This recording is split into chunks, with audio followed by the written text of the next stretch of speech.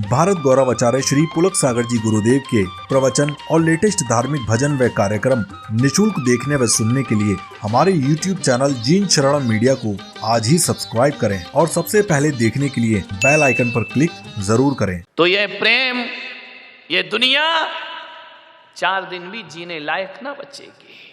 एक बात बताओ, एक 90 साल का बूढ़ा खाट पर लेटा है, यदि उस बूढ़े को घर में प्यार मिलता है, उस बूढ़े को घर में प्रेम मिलता है, तो वह बूढ़ा 90 साल का भगवान से हाथ उठा करके दुआ मांगता है कि हे मेरे परमात्मा, मुझे इतना अच्छा घर मिला, इतना अच्छा परिवार मिला, इतनी अच्छी समाज मिली, यहां प्रेम बहुत पाया मैंने अपने जीवन में। हे प्रभु, तेरे से विनती है कि कुछ दिनों का जीवन और दे दे, तो इस स्वर्ग सा जीवन में जीते जी सकूं।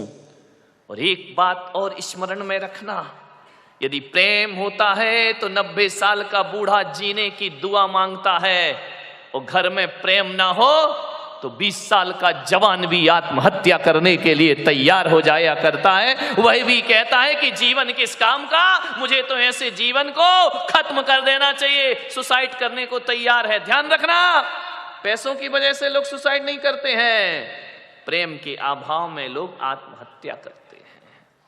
नरक होता है वो घर जहां पर प्रेम नहीं होता है, बोलचाल नहीं होती है।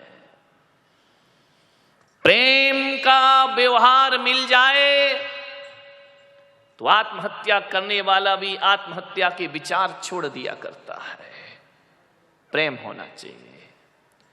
प्राणियों के संबंधों को जोड़ने वाली, आंतरिक संबंधों को जोड़ने वाली कोई कड़ी है तो प्रेम हुआ करता है जीवन में। मान्यवर, हिंदू मान्यता कहती है, वैदिक मान्यता, कि हर घर के आंगन में एक तुलसी का पौधा होना चाहिए। हर घर के आंगन में एक तुलसी का पौधा जरूर होना चाहिए। तुलसी का पौधा देखकर लोग ये कह देते हैं ये किसी हिंदू का घर है। अब तो जमाना बदल गया, अब तो आंगन ही नहीं बचे हैं, अब तो फ्लैट में लगा है आदमी, एक के ऊपर एक, ना जमीन तेरी ना आसमान तेरा। ध्यान रख, अब तो आंगन दिखते ही नहीं है घरों में। दिखते हैं तो वहां पहले आंगन में पौधे होते थे तुलसी के, थोड़ा सा बैठने का स्थान होता था, अतिथि देवो भव लिखा रहता था, स्वागतम लिखा रहता था।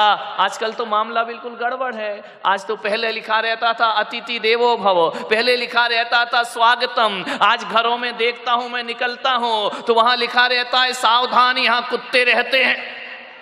मैंने माथा फोड़ दिया कि लिखा क्या है, ना स्वागतम लिखा, ना वेलकम लिखा, सावधान यहां कुत्ते रहते हैं। एक जगह तो लिखा कुत्तों से सावधान। अरे मैंने कहा आजकल पहचान ऐसी बन गई आदमी की। एक आदमी ने पूछा कि भाई साहब बताओ वो मिश्रा जी कहाँ रहते हैं? बोले कौन मिश्रा जी? हम नहीं जानते कौन मिश्रा जी यहाँ रहते हैं, फ्लैट बाजू में है। बोले वो मिश्रा जी कहाँ रहते हैं? बोले हमें नहीं मालूम। लेकिन जब उस आदमी ने पूछा जिसके घर में 4 कुत्ते हैं, अरे बोले वो तो बाजू में रहते हैं। तो आदमी की पहचान कुत्ते से हो गई है। ध्यान रखिए मान्यवर, विचार करना है आपको, जमाना बदल गया है। तुलसी का पौधा होता था पहले। मैं ये नहीं कहूंगा आपसे कि आज आप अपने घर जाओ और तुलसी का पौधा लगा लो। यदि मैं कहूंगा लगा लो तो मुसलमान नाराज हो जाएंगे कि ये तुलसी तो हिंदू है। जैन नहीं लगाएंगे, कहेंगे ये तो हिंदुओं की परंपरा है, ये हमारी परंपरा नहीं है। ईसाई नहीं लगाएंगे, सिख नहीं लगाएंगे। ध्यान रखना, मैं आपसे कह रहा हूं मत लगाओ, कोई दिक्कत नहीं।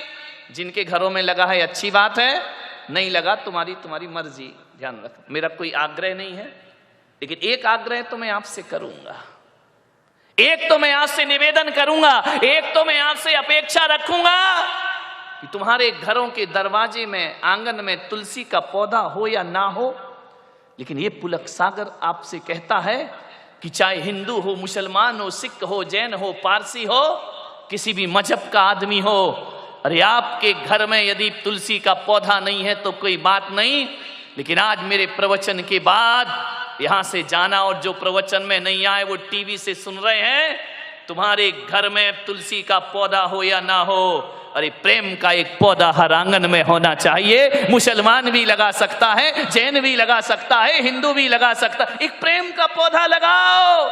और प्रेम के पौधे में कहा जाता है कि तुलसी के पौधे में यदि जल ना चढ़ाओ तो तुलसी का पौधा सूख जाया करता है। और प्रेम के पौधे में समर्पण का जल चढ़ाओ, तुम्हारा जीवन आनंद में परिवर्तित हो जाए। समर्पण का थोड़ा सा समर्पण, थोड़ी सी समझदारी, नासमझियों से प्रेम के पौधे मुरझा जाया करते हैं। थोड़ी सी नासमझी के तो झगड़े हैं।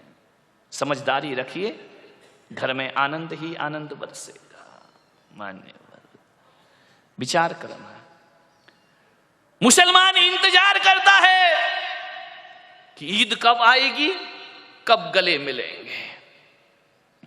हिंदू इंतजार करता है कि दिवाली आए तो हम गले मिलें, और जैन इंतजार करता है संवत्सरी आए, क्षमावाणी आए तो हम लोगों के गले मिलें। ध्यान रखिए मान्यवर, मैं आपसे कहता हूं, क्यों साल में एक दिन का इंतजार करते हो? अभी अपनी चारों समाज लगी है ना, श्वेतांबरों की क्षमावाणी अलग आएगी, संवत्सरी स्थानक वालों की अलग आएगी, दिगंबरों की अलग आएगी। मैं आपसे निवेदन करना चाहता हूं, पूरी यहाँ की जितने भी लोग यहाँ पर बैठे हुए हैं, क्यों इन चीजों के लिए तुमने एक दिन चुन रखा है? मैं तो कहता हूं रोज सुबह उठकर गले मिलो, तुम्हारे घर में रोज ईद हो जाएगी। रोज दोपहर को गले मिलो, तुम्हारे घर में रोज दिवाली हो जाएगी। रोज शाम को गले मिलो, तुम्हारे घर में संवत्सरी और क्षमावाणी रोज हो जाए। एक दिन क्यों? अच्छे कामों के लिए एक दिन, लड़ने झगड़ने के लिए 365 दिन। विचार करिए, प्रेम के लिए एक दिन का इंतजार क्यों करते हो? रोज दिवाली मनाओ, रोज होली मनाओ, रोज क्षमावाणी मनाओ, रोज ईद मनाओ। मेरे भाई, गले तो मिलना है लोगों के, हमें विचार करना। प्रेम नहीं तो जीवन में कुछ नहीं। ये मैं ही नहीं कह रहा हूं, इतिहास को उठा के देखो, महापुरुषों ने भी कहा है। कबीर जैसा ज्ञानी कहता है कि पोथी पढ़ पढ़ जग मरा और पंडित भया न कोई, ढाई आखर प्रेम का पढ़े सु पंडित होय। रहीम कहते हैं, ध्यान रखना, रहीम जैसे कवि ने कहा है, रहीम जैसे संत पुरुष ने कहा है कि रहीमन धागा प्रेम का मत दीजो चटकाए, तोड़े से फिर ना जुड़े, जुड़े तो गांठ। रहीम ने कहा हीरे मोती की माला टूट जाए तो कोई बात नहीं है, लेकिन प्रेम का नाजुक धागा कभी टूटना नहीं चाहिए। ध्यान रखना। मीरा ने कहा एरी में तो प्रेम दीवानी मेरो दर्द न जाने कोई। ध्यान रखना। जीसस ने कहा लव इज गॉड, प्रेम ही परमात्मा है। महात्मा बुद्ध ने कहा प्रार्थना ही परमात्मा है, और भगवान महावीर ने कहा वात्सल्य ही परमात्मा है। वात्सल्य से बड़ा दुनिया में कोई परमात्मा, सबके अर्थ एक ही है। चाहे वात्सल्य बोलो, चाहे प्रेम बोलो, चाहे करुणा बोलो, चाहे प्रार्थना बोलो, चाहे मोहब्बत बोलो, अर्थ सबके एक ही हैं। ध्यान रखना।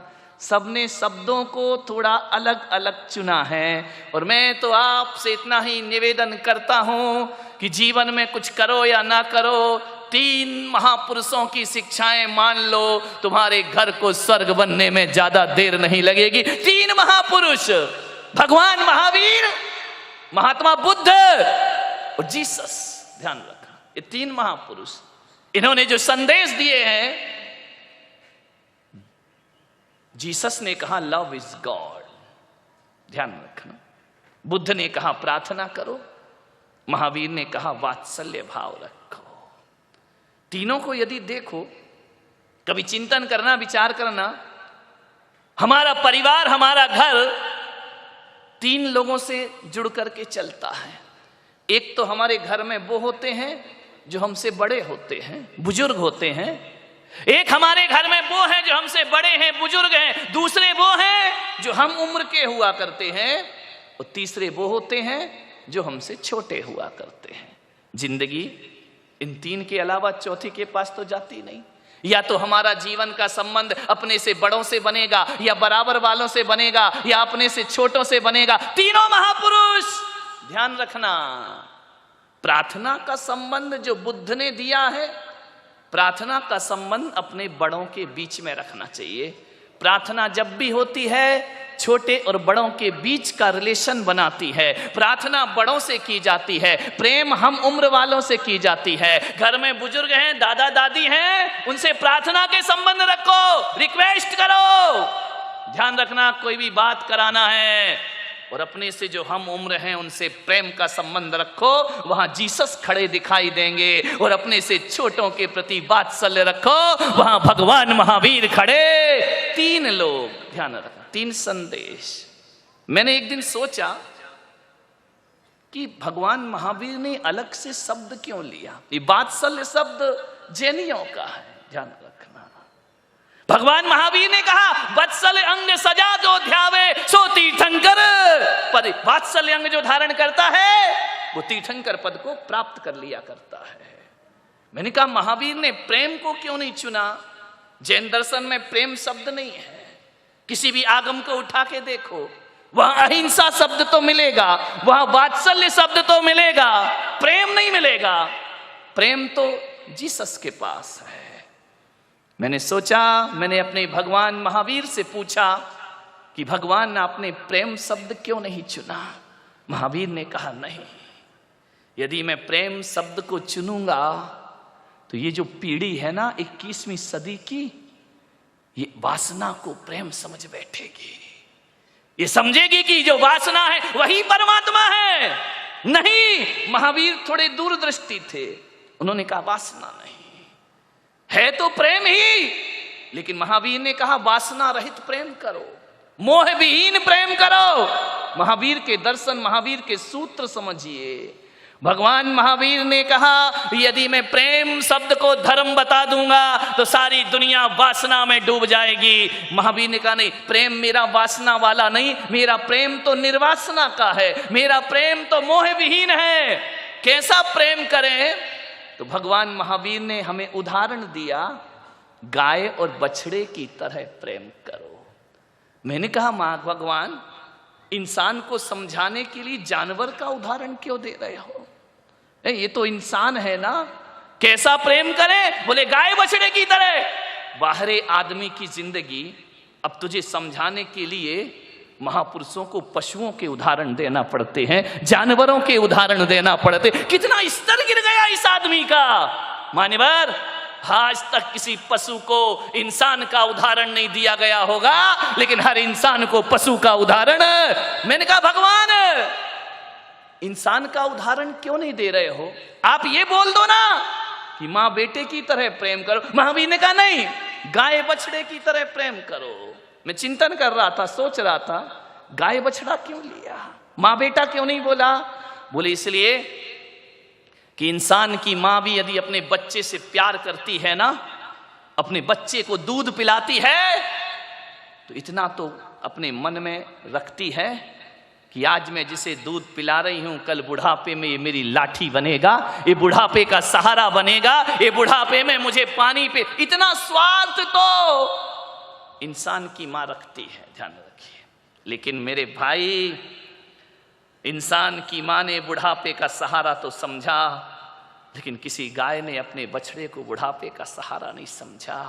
कोई गाय अपने बछड़े को दूध इसलिए नहीं पिलाती कि बुढ़ापे में मुझे घास खिलाएगा, बुढ़ापे में मेरी व्यवस्था करेगा। इसलिए महावीर ने इंसान का उदाहरण उचित नहीं समझा। उन्होंने कहा इस आदमी को समझाने के लिए किसी जानवर का उदाहरण दिया जाना चाहिए। ये आदमी तो मरते दम तक अपनी बछड़े को छोड़ता नहीं है। गाय तो बछड़े को दूध पिलाती है, और जिस दिन बछड़ा खाने लायक हो जाता है, गाय अलग जीवन जीती है, बछड़ा अलग जीवन जीता। विचार करें कितना निस्वार्थ प्रेम है उस गाय का। मान्यवर, विचार करना है आपको, ऐसा प्रेम होना चाहिए। हम तो प्रेम के बदले कुछ चाहते हैं, हम तो प्रेम के बदले ये चाहते कि हम प्रेम कर रहे तो हमें ये मिलना चाहिए। एक सास सोचती है कि बहू से प्रेम करूं तो बहू मुझे इज्जत दे, बहू मुझे अच्छे से रखे। ना मेरे भाई, ध्यान रखिए, एक बात याद रखना, प्रेम मांगने की चीज नहीं होती है। आज सब जगह यही झगड़े हैं। पति कहता है कि पत्नी मुझे प्रेम नहीं करती और पत्नी कहती है कि पति मुझे प्रेम नहीं करता है। अब विचार मामला तो इतना गड़बड़ है, आप एक दूसरे से प्रेम की अपेक्षा रखते हैं। पति कहता पत्नी प्रेम करे, पत्नी कहती पति प्रेम करे। एक बात याद रखना, प्रेम मांगने से नहीं मिलता। ऐसा लगता है जब पति पत्नी से प्रेम मांगता है, पत्नी पति से प्रेम मांगती है, तो ऐसा लगता है जैसे दो भिखारी कटोरा लेके खड़े हों, तू मुझे दे दे और मैं तुझे दे दूं। नहीं मेरे भाई, भिखारियों से क्या मिलेगा भिखारी को, ध्यान रखना। मान्यवर, एक दूसरे से प्रेम की याचना मत करो। मैं पुलक सागर तो कहता हूं बड़े अनुभव के साथ कि प्रेम लुटाने, प्रेम मांगने से कभी नहीं मिलता है, प्रेम लुटाने से मिला करता है। जितना लुटाओगे उतना प्रेम लौट कर वापिस, जो जहां है ही नहीं वो कैसे देगा। पत्नी पति से प्रेम मांग रही, इसका मतलब उसके पास प्रेम नहीं है। और पति पत्नी से मांग रहा है तो इसका मतलब पति के पास भी, दोनों ही भिखारी हैं, ये क्या प्रेम देंगे। जो जहां है ही नहीं वहां मिल ही नहीं सकता है। मान्यवर, एक मुल्ला नसरुद्दीन था, वो पूना से ही चला। पुणे की बात करो ना यार, अब बाहर वालों को कब तक लपेटेंगे। पूना से चला, उसका दिमाग हुआ कि मैं ताजमहल देख करके आऊं। दिमाग देखो, लोगों ने कहा देख तू संभल के जाना, आगरे में ताजमहल है। बोले अरे इतना मालूम नहीं है कि मुझे आगरे में ताजमहल है, सब आता है मुझे। बोले आता है तो जा, हम क्या करें। पहली बार गया था, पूना से चला, बंबई स्टेशन पे पहुंचा। बहुत पुराने जमाने की बात है, स्टेशन पर ट्रेन खड़ी हुई, किसी ने रेडियो ऑन किया, ये आकाशवाणी का आगरा केंद्र है। अब पढ़ा लिखा तो था नहीं, गंवारिया, क्या करे। उसने कहा अरे आगरा आ गया, बीटी स्टेशन पे उतर गया। अब जैसे ही उतरा तो प्लेटफार्म से बाहर आया, उसने रिक्शे वाले को कहा, टैक्सी वाले को, कि भाई साहब मुझे ताजमहल तक छोड़ देना। बंबई वाले ने देखा ये क्या मामला है, बोले ताजमहल तक। हाँ, तो बंबई का वो टैक्सी वाला भी बड़ा होशियार था, उसने कहा यार चलो मुर्गा फंसा है। उसने बिठाया, पूरी गुलालवाड़ी और बुलेश्वर के चक्कर लगाए और ले जाके गेट भी ऑफ इंडिया पे छोड़ दिया। अरे बोले मुझे तो ताजमहल देखना है। बोले बस यहां से पतली गली है, वहां टैक्सी नहीं जा सकती, वहां मुड़ जा, बस 4 कदम चलेगा और ताजमहल आ जाएगा। उसने कहा ठीक है, पैसा दिया, गली में मुड़ा। कहते सुबह से शाम घूमा, मुंबई में कहां का ताजमहल रखा है। जिससे पूछे कि भाई साहब ताजमहल कहां है, वो कहे पागल है पागल। अरे तो बोले क्या करे, आगे बढ़ रहा था, इतने में मुल्ला को खट्टर काका मिल गए। अरे उसने कहा और काका तुम यहाँ कैसे। बोले मुल्ला तुम यहाँ कैसे।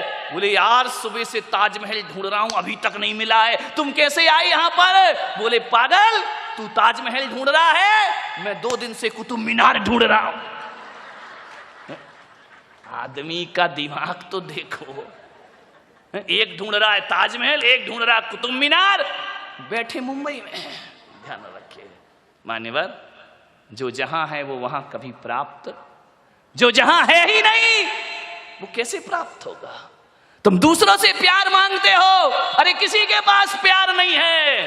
प्यार का खजाना तो अपने पास हुआ करता है, जितना लुटाते जाओगे उतना प्यार लौट लौट करके वापिस आता जाएगा। प्यार। एक लड़का था, उसकी मम्मी ने एक चांटा मारा, बच्चा रोते रोते घर से भाग गया।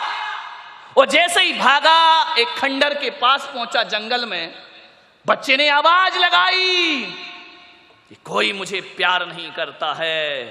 खंडर से आवाज टकराई, लौट कर आई, कोई मुझे प्यार नहीं करता है। बच्चे ने कहा आई हेट यू। खंडर से आवाज लौटी, आई हेट यू। अपनी ही आवाज लौट करके वापस आई। बच्चे ने कहा अच्छा, ये जंगल भी मुझे प्यार नहीं करता, ये जंगल भी मुझे नफरत करता है। वह रोता रोता मेरे पास आया और उसने कहा कि महाराज मुझसे सब नफरत करते हैं। मैंने कहा ऐसा नहीं होता, इस दुनिया में हर कोई एक दूसरे से प्यार करता है। बोले मुझे नहीं करता। मैं जंगल में गया, मैंने आवाज लगाई आई हेट यू, तो जंगल से लौटकर आवाज आई आई हेट यू। बोले जंगल भी मुझसे नफरत करता है। मैंने कहा तू बिल्कुल गलत कर रहा है, अब फिर से जा उस जंगल में। बोले नहीं जाऊंगा, वहां सब मुझसे नफरत करते हैं। मैंने कहा फिर से जा, थोड़ी सी भाषा बदल ले। बोले क्या? मैंने कहा जा वहां जाकर बोलना आई लव यू, मैं तुम्हें प्यार करता हूं। बच्चा गया, उसने आवाज लगाई आई लव यू। खंडर से आवाज आई, क्या आई? तुम तो लगा दो भाई। हेट यू आई या लव यू आई? आई ना। बच्चे ने कहा अच्छा, सब मुझसे प्यार करते हैं। मान्यवर, कहने का मतलब इतना ही है, जो दोगे वो लौटेगा। हंसी दोगे हंसी लौटेगी, फांसी दोगे फांसी लौटेगी। ध्यान रखना, ये दुनिया है, प्रेम करना सीखिए इस दुनिया में।